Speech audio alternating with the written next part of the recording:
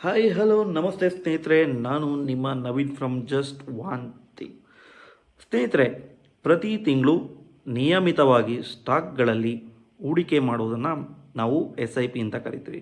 ಆದರೆ ಈ S I P ಯಾವ ರೀತಿ ಕೆಲಸ ಮಾಡುತ್ತೆ, ಇದರಿಂದ ಲಾಭ ಹೇಗೆ ಬರುತ್ತೆ ಅನ್ನೋದನ್ನ ಈ ವಿಡಿಯೋದಲ್ಲಿ ನಾನು ನಿಮಗೆ ಕ್ಲಿಯರಾಗಿ ಎಕ್ಸ್ಪ್ಲೈನ್ ಮಾಡ್ತಾ ಹೋಗ್ತೀನಿ. ಸ್ನೇಹಿತರೆ, ನಾನು ಯಾವಾಗಲೂ ಎಸ್ ಐ ಪಿ ಬಗ್ಗೆ ಹೇಳ್ತಲೇ ಇರ್ತೀನಿ. ಅದಕ್ಕೆ ಅತ್ಯುತ್ತಮ ಉದಾಹರಣೆ ಅಂದರೆ ಎಸ್ ಐ ಪಿ. ಏನಕ್ಕಪ್ಪ ಎಸ್ ಐ ಪಿ ಅಂದರೆ, ಸಿಸ್ಟಮೆಟಿಕ್ಕಾಗಿ ನಾವು ಇನ್ವೆಸ್ಟ್ ಮಾಡ್ತಾ ಹೋಗ್ತೀವಿ, ಅದನ್ನು ಎಸ್ ಐ ಪಿ ಅಂತ ಕರಿತೀವಿ, ಸಿಸ್ಟಮ್ಯಾಟಿಕ್ ಇನ್ವೆಸ್ಟ್ಮೆಂಟ್ ಪ್ಲ್ಯಾನ್. ಮ್ಯೂಚುವಲ್ ಫಂಡ್ಗಳಲ್ಲಿ ಎಸ್ ಐ ಪಿ ಮಾಡೋದನ್ನು ನೀವು ಕೇಳಿರ್ಬೋದು. ನಾನು ಕೂಡ ಎಸ್ ಐ ಪಿನ ಮಾಡ್ತಾ ಇರ್ತೀನಿ. ಇದು ಯಾವ ರೀತಿ ಕೆಲಸ ಮಾಡುತ್ತೆ, ಪ್ರತಿ ತಿಂಗಳು ಹಣ ಹಾಕೋದ್ರಿಂದ ಅದು ಯಾವ ರೀತಿ ಕಾಂಪೌಂಡಿಂಗ್ ಆಗುತ್ತೆ, ಇದು ಒಂದು ದೊಡ್ಡ ಪ್ರಶ್ನೆ ಆಗಿದೆ. ಅನೇಕರು ಕೇಳ್ತಾರೆ, ನಾನು ಒಂದು ದಿನಾಂಕವನ್ನು ಈಗ ನಾನು ಒಂದು ಡೇಟ್ನ ಸೆಟ್ ಮಾಡಿ ನಿಗದಿಪಡಿಸಿ ಹೂಡಿಕೆ ಮಾಡಬೇಕು ಅಂತ ನೀವು ಹೇಳ್ತೀರ. ಆದರೆ ಮಾರ್ಕೆಟ್ ರೇಟ್ ಜಾಸ್ತಿ ಆದಾಗ ನಾನು ಯಾಕೆ ತಗೋಬೇಕು, ಯಾಕೆ ನಾನು ಮಾರ್ಕೆಟ್ ರೇಟ್ ಕಮ್ಮಿ ಆಗೋವರೆಗೂ ಕಾಯಬಾರ್ದು? ಈ ಒಂದು ಗೊಂದಲ ಏನಿರುತ್ತೆ, ಈ ಒಂದು ಗೊಂದಲನೇ ನಿಮ್ಮ ಒಂದು ಇನ್ವೆಸ್ಟ್ಮೆಂಟ್ ಪ್ಲ್ಯಾನ್ ಏನಿರುತ್ತೆ ಆ ಪ್ಲ್ಯಾನ್ನೇ ಹಾಳು ಮಾಡಿಬಿಡುತ್ತೆ. ಇನ್ನು ನಾನು ಏನು ಮಾಡ್ತೀನಿ ಅಂತಂದರೆ, ನಿಮಗೆ ಎಸ್ ಐ ಪಿ ಮಾಡೋದ್ರಿಂದ ಅದು ಯಾವ ರೀತಿ ನಿಮಗೆ ಲಾಭ ಆಗುತ್ತೆ, ಅಥವಾ ನೀವು ಲಂಸಮ್ಮಗೆ ಇನ್ವೆಸ್ಟ್ ಮಾಡೋದು ಯಾವ ರೀತಿ ಡಿಫ್ರೆಂಟ್ ಆಗುತ್ತೆ ಅಂತ ಹೇಳ್ಬಿಟ್ಟು ನಾನು ಈ ವಿಡಿಯೋದಲ್ಲಿ ತೋರಿಸ್ತೀನಿ. ಅದ್ರ ಜೊತೆಗೆ ಎಸ್ ಐ ಪಿ ಮಾಡುವಾಗ ಒಂದು ಮೇಯ್ನ್ ಪ್ರಮುಖ ಅಂಶ ಇದೆ, ಅದೊಂದು ವಿಷಯ ಇದೆ, ಅದನ್ನು ನಾನು ನಿಮಗೆ ಈ ವಿಡಿಯೋದಲ್ಲಿ ಕೊನೆಯಲ್ಲಿ ತಿಳಿಸ್ಕೊಡ್ತೀನಿ. ಹಾಗಾಗಿ ಈ ವಿಡಿಯೋನ ಕಂಪ್ಲೀಟಾಗಿ ನೋಡಿ. ಕೋಟೆಕ್ ನಿಯೋ ಆ್ಯಪ್ನ ಬಳಸ್ತೀನಿ. ನಾನೊಂದು ನನ್ನ ಒಂದು ಫಂಡ್ಸ್ ಏನಿದೆ ಅಥವಾ ನಾನೊಂದು ಇನ್ವೆಸ್ಟ್ಮೆಂಟ್ ಮಾಡೋದಕ್ಕೆ ಕೋಟೆಕ್ ನಿಯೋ ಆ್ಯಪ್ನ ಬಳಸ್ತೀನಿ. ಇದರಲ್ಲಿ ಎನ್ ಎ ವಿ ಅಂತ ಇರುತ್ತೆ, ಮ್ಯೂಚುವಲ್ ಫಂಡಲ್ಲಿ ಎನ್ ಎ ವಿ ಅಂತ ಬರುತ್ತೆ, ನೆಟ್ ಅಸೆಸ್ಟ್ ವ್ಯಾಲ್ಯೂ ಅಂತ ಕರೀತಾರೆ. ಸ್ಟಾಕ್ ಮಾರ್ಕೆಟಲ್ಲಿ ಒಂದು ಶೇರ್ ಬೆಲೆ ಅಂದರೆ ನೀವು ಒಂದು ಯಾವುದೋ ಒಂದು ಸ್ಟಾಕ್ ರೇಟ್ ಹೆಂಗಿರುತ್ತೆ ಅದೇ ರೀತಿ ಮ್ಯೂಚುವಲ್ ಫಂಡಲ್ಲಿ ಒಂದು ಯೂನಿಟ್ ಬೆಲೆಯನ್ನು ಎನ್ ಎ ವಿ ಅಂತ ಕರೀತಾರೆ. ಇದು ಯಾವ ರೀತಿ ನಿಮಗೆ ಹೆಚ್ಚಾದಂತೆ ನಿಮ್ಮ ಹೂಡಿಕೆ, ನಿಮ್ಮ ಇನ್ವೆಸ್ಟ್ಮೆಂಟ್ ಅಥವಾ ನಿಮ್ಮ ಒಂದು ಲಾಭ ಕೂಡ ಹೆಚ್ಚಾಗ್ತಾ ಹೋಗುತ್ತೆ. ನಾನು ನಿಮಗೆ ಒಂದು ಸ್ಕ್ರೀನಲ್ಲಿ ತೋರಿಸ್ತೀನಿ. ಕೋಟೆಕ್ ನಿಯೋದಲ್ಲಿ ನಾನು ಏನು ಮಾಡಿದ್ದೀನಿ, ನಾನೊಂದು ಫಂಡ್ನ ಆಯ್ಕೆ ಮಾಡ್ಕೊಂಡಿದ್ದೀನಿ. ಇದು ನಿಮಗೆ ಒಂದು ಜಸ್ಟ್ ಫಾರ್ ಎಕ್ಸಾಂಪಲ್, ಇದು ನೀವು ಮಾಡಿ ಅಂತ ನಾನು ಹೇಳ್ತಾ ಇಲ್ಲ, ಜಸ್ಟ್ ಎಕ್ಸಾಂಪಲ್ ಆಗಿ ನಿಮಗೆ ತೋರಿಸ್ತಾ ಇದ್ದೀನಿ. ಮೋತಿಲಾಲ್ ಓಸ್ವಾಲ್ ಮಿಡ್ ಕ್ಯಾಪ್ ಫಂಡ್ನ ನಾನು ಸೆಲೆಕ್ಟ್ ಮಾಡ್ಕೊಂಡಿದ್ದೀನಿ. ಈ ಒಂದು ಮಿಡ್ ಕ್ಯಾಪ್ ಫಂಡು ಎಲ್ಲ ಥರನೂ ಪರ್ಫಾರ್ಮೆನ್ಸ್ ಮಾಡಿದೆ, ಹಂಗಾಗಿ ನಾನು ನಿಮಗೆ ಇದನ್ನು ತೋರಿಸ್ತಾ ಹೋಗ್ತೀನಿ. ಇದು ಒಂದು ತಿಂಗಳಿಗೆ ತಗೊಂಡ್ರೆ ಒಂದು ತಿಂಗಳಲ್ಲಿ 4.28% ಡೌನ್ ಹೋಗ್ತಾ ಇದೆ ಮಾರ್ಕೆಟು. ಅದೇ ನೀವು 6 ಮಂತ್ಸಲ್ಲಿ ತೊಗೊಂಡ್ರು ಕೂಡ 4.08% ಡೌನಲ್ಲಿದೆ. ಅದೇ ನೀವು 1 ಇಯರಿಗೆ ತೊಗೊಂಡ್ರೆ, ಲಾಸ್ಟ್ 1 ಇಯರಿಂದ ಈ ಒಂದು ಏನು ಮ್ಯೂಚುವಲ್ ಫಂಡ್ ಇದಿದೆ ಅದು ನಿಮಗೆ ಡೌನಲ್ಲಿದೆ, 10.87% ಡೌನಲ್ಲಿದೆ. ಅದೇ ನೀವು 3 ಇಯರ್ಸ್ ರಿಟರ್ನ್ಸ್ ನೋಡಿದಾಗ ಇದು 25.88% ನಿಮಗೆ ರಿಟರ್ನ್ನ ಕೊಟ್ಟಿದೆ ಪರ್ ಆ್ಯನಮ್. ಅದೇ ನೀವು 5 ಇಯರ್ಸಿಗೆ ತೊಗೊಂಡು ನೋಡಿದಾಗ 27.98% ಇದು ನಿಮಗೆ ರಿಟರ್ನ್ನ ಕೊಟ್ಟಿದೆ. ಸೊ ಸ್ನೇಹಿತರೆ, ಇವಾಗ ನಾನು ನಿಮಗೆ ಒಂದು ತೋರಿಸ್ತೀನಿ, ಅಂದರೆ ಸಿಸ್ಟಮ್ಯಾಟಿಕ್ ಇನ್ವೆಸ್ಟ್ಮೆಂಟ್ ಪ್ಲ್ಯಾನ್ ಯಾವ ರೀತಿ ವರ್ಕ್ ಆಗುತ್ತೆ ಅಂತ ಈ ಒಂದು ಮ್ಯೂಚುವಲ್ ಫಂಡ್ ಇದರಲ್ಲಿ. ಅಂದರೆ ನಾನು ಚೂಸ್ ಮಾಡಿರ್ತಕ್ಕಂಥ ಮೋತಿಲಾಲ್ ಓಸ್ವಾಲ್ ಮಿಡ್ ಕ್ಯಾಪ್ ಫಂಡಲ್ಲಿ, ಓಕೆನಾ. ಸೊ ಇಲ್ಲಿ ನೀವೇನು ಮಾಡ್ತೀರಾ, ಮಂತ್ಲಿ ಎಸ್ ಐ ಪಿನ ಸೆಲೆಕ್ಟ್ ಮಾಡ್ಕೊತೀರಾ. ನೀವು 5,000 ರೂಪಾಯಿನ ಮಂತ್ಲಿ ಇನ್ವೆಸ್ಟ್ ಮಾಡಿದ್ರೆ, ಹಾಗೆಯೇ ನಾನು ನಿಮ್ಗೆ ಹೇಳ್ತಾ ಇರ್ತೀನಿ, ಲಾಂಗ್ ಟರ್ಮ್ ಇನ್ವೆಸ್ಟ್ಮೆಂಟ್ ಮಾಡಬೇಕಾಗುತ್ತೆ. ಮ್ಯೂಚುವಲ್ ಫಂಡಲ್ಲಿ ನೀವು ವಿತಿನ್ 6 ಮಂತ್ಸಲ್ಲಿ, ವಿತಿನ್ 1 ಇಯರಲ್ಲಿ ಅಥವಾ 2 ವರ್ಷದಲ್ಲಿ ನನಗೆ ರಿಟರ್ನ್ ಬೇಕಂತಂದರೆ ಸ್ವಲ್ಪ ಕಷ್ಟ ಇರುತ್ತೆ. ನೀವು ಎಷ್ಟು ಲಾಂಗ್ ಟರ್ಮ್ ಇನ್ವೆಸ್ಟ್ ಮಾಡ್ಕೊಂಡು ಹೋಗ್ತೀರ, ನಿಮ್ಮ ಒಂದು ಅಮೌಂಟು ಅಥವಾ ನಿಮ್ಮ ಒಂದು ಲಾಭ ಕೂಡ ಜಾಸ್ತಿ ಆಗ್ತಾ ಹೋಗುತ್ತೆ. ಇವಾಗ ನಾನು ನಿಮಗೆ ಸ್ನೇಹಿತರೆ ಹೇಳ್ತಾ ಇರೋದು, 1 ವರ್ಷಕ್ಕೆ ನೀವೇನಾದರೂ 5,000 ರೂಪಾಯಿನ ಇನ್ವೆಸ್ಟ್ ಮಾಡಿದ್ರೆ 1 ವರ್ಷದ್ದು ಆ್ಯಸ್ ಪರ್ ಇವತ್ತಿನ ಡೇಟಾ ತೊಗೊಂಡಾಗ ನಿಮ್ಮ ಅಮೌಂಟು 0.7% ಕಮ್ಮಿ ಆಗುತ್ತೆ. ನೀವು 60,000 ಇನ್ವೆಸ್ಟ್ ಮಾಡಿದರೆ 1 ವರ್ಷದಲ್ಲಿ ಅದು 59,581 ರೂಪಾಯಿ ಆಗಬಹುದು. ಅದಾದಮೇಲೆ ಅದೇ ನೀವು 3 ವರ್ಷಕ್ಕೆ ಏನಾದರೂ ಇಡ್ತೀರಾ ಅಂತ ತಿಳ್ಕೊಳ್ಳಿ, 3 ವರ್ಷ 5,000 ರೂಪಾಯಿ ಕಂಟಿನ್ಯೂಸ್ ಆಗಿ ಕಟ್ಕೊಂಡು ಹೋಗ್ತೀರಾ. 3 ವರ್ಷಕ್ಕೆ ಅದೆಷ್ಟಾಗುತ್ತೆ ಇಲ್ಲಿ ನೋಡಿ ಸ್ನೇಹಿತರೆ, 29.3 ಅಂದರೆ ನಿಮಗೆ ಆಲ್ಮೋಸ್ಟ್ 2,32,734 ರೂಪಾಯಿ ಆಗಿರುತ್ತೆ. ನೀವು ಎಷ್ಟು 3 ವರ್ಷಕ್ಕೆ ಇನ್ವೆಸ್ಟ್ ಮಾಡಿರ್ತೀರ, 1,80,000 ರೂಪಾಯಿ ಕಟ್ಟಿರ್ತೀರ, ತಿಂಗಳ 5,000 ರೂಪಾಯಿಗೆ ಆ ಅಮೌಂಟ್ ಬಂದ್ಬಿಟ್ಟು 2,32,734 ರೂಪಾಯಿ ಆಗ್ಬೋದಾಗಿರುತ್ತೆ. ಅದನ್ನೇ ನೀವು 5 ವರ್ಷ ಮಾಡಿದ್ರೆ, 5 ವರ್ಷ ಮಾಡಿದ್ರೆ ನೀವು 5,000 ರೂಪಾಯಿನ 5 ವರ್ಷಕ್ಕೆ ಕಟ್ಟಿದ್ರೆ 3 ಲಕ್ಷ ರೂಪಾಯಿನ ನೀವು ಕಟ್ತಂಗಾಗಿರುತ್ತೆ. ಇದು ನಿಮಗೆ 5,27,461 ರೂಪಾಯಿಯಷ್ಟು ರಿಟರ್ನ್ನ ಕೊಡ್ಬೋದಾಗಿದೆ.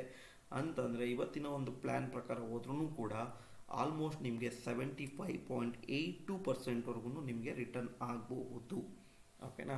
ಸೊ ಈ ಒಂದು Motilal Oswal mid cap fund ಯಾವ ರೀತಿ ವರ್ಕ್ ಆಗುತ್ತೆ ಅಂದರೆ, ನಾನು ನಿಮಗೊಂದು ಎಕ್ಸಾಂಪಲ್ ಕೊಡ್ತಾ ಹೋಗ್ತೀನಿ ಸ್ನೇಹಿತರೆ. ನೀವೊಂದು 100 ರೂಪಾಯಿ ಇನ್ವೆಸ್ಟ್ ಮಾಡ್ತೀರಾ. ಇವಾಗ ನೀವು 100 ರೂಪಾಯಿನ ಒಂದೇ ಒಂದು ಪ್ರಾಡಕ್ಟ್ ಮೇಲೆ, ಇವಾಗ ನೀವು ಒಂದೇ ಪ್ರಾಡಕ್ಟ್ ಮೇಲೆ ನೀವು ಇನ್ವೆಸ್ಟ್ ಮಾಡಿದ್ರೆ ಅದು ಲಾಸ್ ಆಗ್ಬೋದು, ಇನ್ನೊಂದು ಆಗ್ಬೋದು.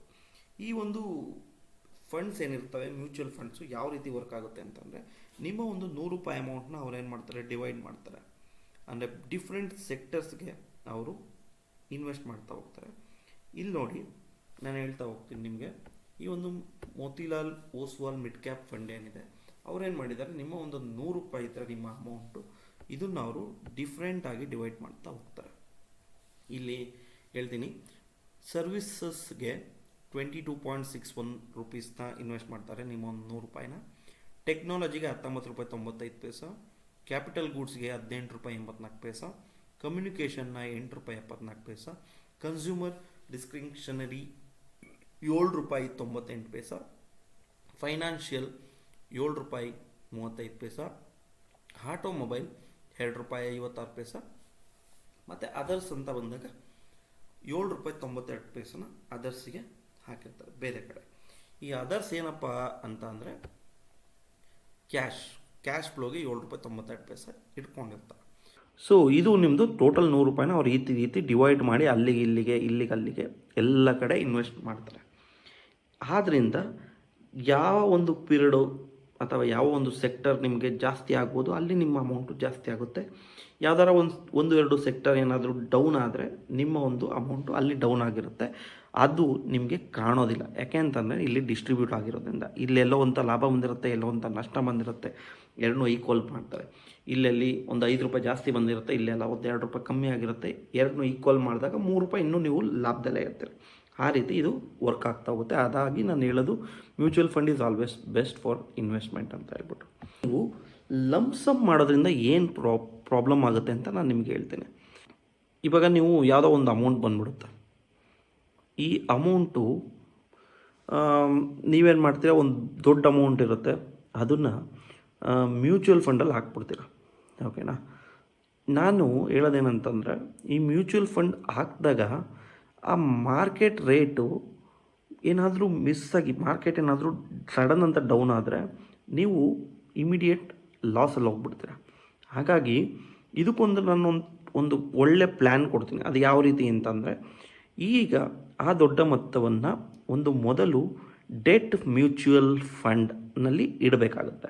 ಇದು ಫಿಕ್ಸ್ಡ್ ಡೆಪಾಸಿಟ್ ಏನಿರುತ್ತಲ್ಲ, ಅದಕ್ಕಿಂತ ಸ್ವಲ್ಪ ಜಾಸ್ತಿ ಇಂಟ್ರೆಸ್ಟ್ನ ಕೊಡ್ತಾರೆ. ಹಾಗಾಗಿ ಅಲ್ಲಿಂದ ಒಂದು ಪ್ರತಿ ತಿಂಗಳು ಒಂದು ಸ್ವಲ್ಪ ಅಮೌಂಟ್ನ ನೀವೇನು ಮಾಡಿ, SIP ಮುಖಾಂತರ ಮೇನ್ ಫಂಡ್ಗೆ ವರ್ಗಾವಣೆ ಮಾಡ್ಕೊಂಡು ಹೋಗಿ. ಓಕೆನಾ? ಇದರಿಂದ ನೀವು ಮಾರ್ಕೆಟ್ ರೇಟ್ ಏನಾರ ಆಗಲಿ ಕಮ್ಮಿ ಆಗಲಿ, ನೀವು SIPಯಿಂದ ಲಾಭನ ಪಡ್ಕೋತೀರ. ಇದ್ರ ಸಾರಾಂಶ ಏನಪ್ಪ ಅಂತಂದರೆ, ಮೇಯ್ನಾಗಿ ನೀವು ಅತ್ಯಂತ ಕಡಿಮೆ ಮತ್ತು ಅಪಾಯದ ಶಿಸ್ತುಬದ್ಧವಾದ ಹೂಡಿಕೆ ಯಾವುದಪ್ಪ ಅಂತಂದರೆ ನಾನು ಮ್ಯೂಚುವಲ್ ಫಂಡ್ ಅಂತ ಹೇಳ್ತೇನೆ. ಈಗ ನಾನು ಹೇಳಿದೆ, ಮ್ಯೂಚುವಲ್ ಫಂಡ್ ಮಾಡಬೇಕಾದಾಗ ಒಂದು ಪ್ರಮುಖ ವಿಷಯ ಇದೆ. ಏನಪ್ಪ ಅಂತ ನಾನು ನಿಮಗೆ ಇಲ್ಲಿ ತಿಳಿಸ್ಕೊಡ್ತಾ ಹೋಗ್ತೀನಿ. ನಿಮ್ಮ ಬಳಿ ಏನಾಗಿರುತ್ತೆ ಅಂದರೆ, ಮ್ಯೂಚುವಲ್ ಫಂಡ್ನಲ್ಲಿ ರೆಗ್ಯುಲರ್ ಪ್ಲ್ಯಾನು ಮತ್ತು ಡೈರೆಕ್ಟ್ ಪ್ಲ್ಯಾನ್ ಅಂತ 2 ವಿಧ ಇರ್ತವೆ. 2 different types of mutual fund ಇರುತ್ತೆ.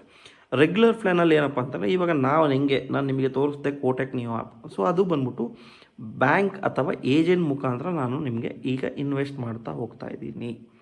ಇಲ್ಲಿ ಎಕ್ಸ್ಪೆನ್ಸ್ ರೇಷಿಯೋ ಅಂದರೆ ಅವರ ಕಮಿಷನ್ ಅಮೌಂಟು ಸ್ವಲ್ಪ ಜಾಸ್ತಿ ಇರುತ್ತೆ. ಓಕೆನಾ?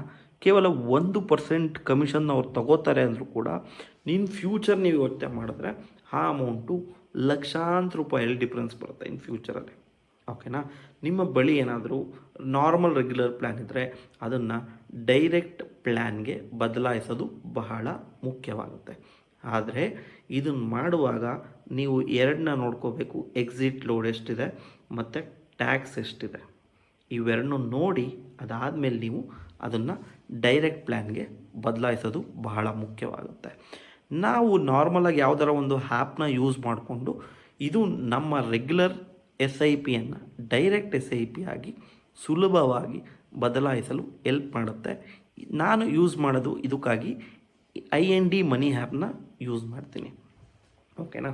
ಸೊ ಇದು ಒಂದು ಮ್ಯೂಚುವಲ್ ಫಂಡಲ್ಲಿ ನೀವು ತಿಳ್ಕೊಬೇಕಾದ ಒಂದು ಪ್ರಮುಖವಾದ ವಿಷಯ.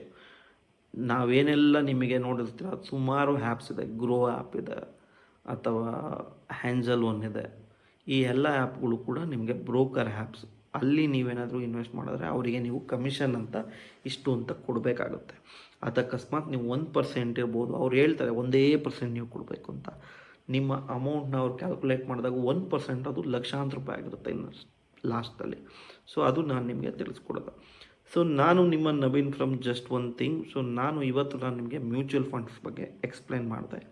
ಅದರಲ್ಲಿ ಯಾವ ರೀತಿ 2 ಡಿಫ್ರೆಂಟ್ ಟೈಪ್ಸ್ ಇರುತ್ತೆ ಮ್ಯೂಚುವಲ್ ಫಂಡ್ಸು. ಅಥವಾ ನಿಮಗೆ ಒಂದು ಒಳ್ಳೆ ಎಕ್ಸಾಂಪಲ್ ತೊಗೊಂಡು ಕೊಟ್ಟೆ. ಯಾಕೆಂತಂದರೆ ಆ ಒಂದು ನಾನೇನು ಮೊದಲಲ್ಲಿ ನಿಮಗೆ ಎಕ್ಸ್ಪ್ಲೈನ್ ಮಾಡಿದೆ ಅದು ಯಾವತ್ತೂ ನಿಮ್ಗೆ ಹಿಂಗೆ ಫಾಸ್ಟ್ ಗ್ರೋಯಿಂಗಲ್ಲಿ ಹೋಗಿಲ್ಲ ಅಥವಾ ಯಾವತ್ತೂ ಈ ರೀತಿ ಲೋ ಗ್ರೋಯಿಂಗಲ್ಲಿ ಹೋಗಿಲ್ಲ. ಕೆಲವು ಟೈಮ್ ಮೇಕ್ ಹೋಗಿದೆ, ಕೆಲವು ಟೈಮ್ ಕೆಳಕ್ಕೆ ಬಂದಿದೆ. ಅದು ಒಂದು ಬೆಸ್ಟ್ ಅಂತ ಅನ್ನಿಸ್ತು. ಹಾಗಾಗಿ ನಾನು ನಿಮಗೆ ಅದನ್ನು ಎಕ್ಸಾಂಪಲ್ ಆಗಿ ಕೊಟ್ಟೆ. ಹಂಗಂತ ಹೇಳ್ಬಿಟ್ಟು ನಾನು ನಿಮಗೆ ಎಕ್ಸಾಂಪಲ್ ತೋರಿಸ್ತೀನಿ ಅಂದ್ಬಿಟ್ಟು ಅದಕ್ಕೆ ಇನ್ವೆಸ್ಟ್ ಮಾಡಿ ಅಂತ ನಾನು ಹೇಳ್ತಾ ಇಲ್ಲ. Different types of mutual funds ಇದ್ದಾವೆ. ನೋಡಿ ನಿಮ್ಮ ಒಂದು ನಿಮ್ಗೆ ಯಾವ್ದು ಸರಿ ಅನಿಸುತ್ತೆ ಅನಾಲಿಸಿಸ್ ಮಾಡಿ. ಇದಿದೆ, ಆ್ಯಪ್ಸ್ ಇದೆ. ಸೊ ಅದನ್ನು ಯೂಸ್ ಮಾಡಿ. ಸೊ ಅದಾದಮೇಲೆ ನೀವು ಅನಾಲಿಸಿಸ್ ಮಾಡಿ ಇನ್ವೆಸ್ಟ್ ಮಾಡಿ ಅಂತ ಹೇಳೋದು ನನ್ನ ಒಂದು ಪ್ರಮುಖವಾದ ಮಾತು, ನಿಮ್ಮ ಒಂದು ಕಿವಿ ಮಾತು ಪ್ರತಿಯೊಬ್ಬರಿಗೂ ಕೂಡ. ಸ್ನೇಹಿತರೆ, ನಿಮಗೆ ಇದರಲ್ಲಿ ಏನಾದರೂ ಡೌಟ್ಸ್ ಇದ್ದರೆ, ನಾನು ಹೇಳಿದ್ರೆ ಅದರಲ್ಲಿ ಏನಾದರೂ ಡೌಟ್ಸ್ ಇದ್ದರೆ ದಯವಿಟ್ಟು ಕಾಮೆಂಟ್ ಮಾಡಿ, ನಾನು ನಿಮಗೆ ರಿಪ್ಲೈ ಮಾಡ್ತೀನಿ. ಹಾಗೆಯೇ ನನ್ನ ಒಂದು ಚಾನಲ್ಗೆ ಸಬ್ಸ್ಕ್ರೈಬ್ ಮಾಡ್ಕೊಳ್ಳೋದನ್ನ ಮರೆಯೋಕ್ಕೆ ಹೋಗಬೇಡಿ. ಬೆಲ್ ಐಕಾನ್ ಮೇಲೆ ಕ್ಲಿಕ್ ಮಾಡೋದನ್ನ ಮರಿಬೇಡಿ. ಲೈಕ್ ಮಾಡಿ. ಈ ಒಂದು ವಿಡಿಯೋ ಇಷ್ಟ ಆಗಿದ್ದರೆ, ನಿಮ್ಮಲ್ಲಿ ಯಾರಾದರೂ ಇನ್ವೆಸ್ಟ್ ಮಾಡಬೇಕು ಅಂತ ಅಂದ್ಕೊಂಡಿದ್ರೆ ಅವರಿಗೆ ಶೇರ್ ಮಾಡಿ. ನನಗೆ ಒಂದು ಹೆಲ್ಪ್ ಆಗುತ್ತೆ ಅದರಿಂದ. ಶುಭ ದಿನ. ಧನ್ಯವಾದಗಳು.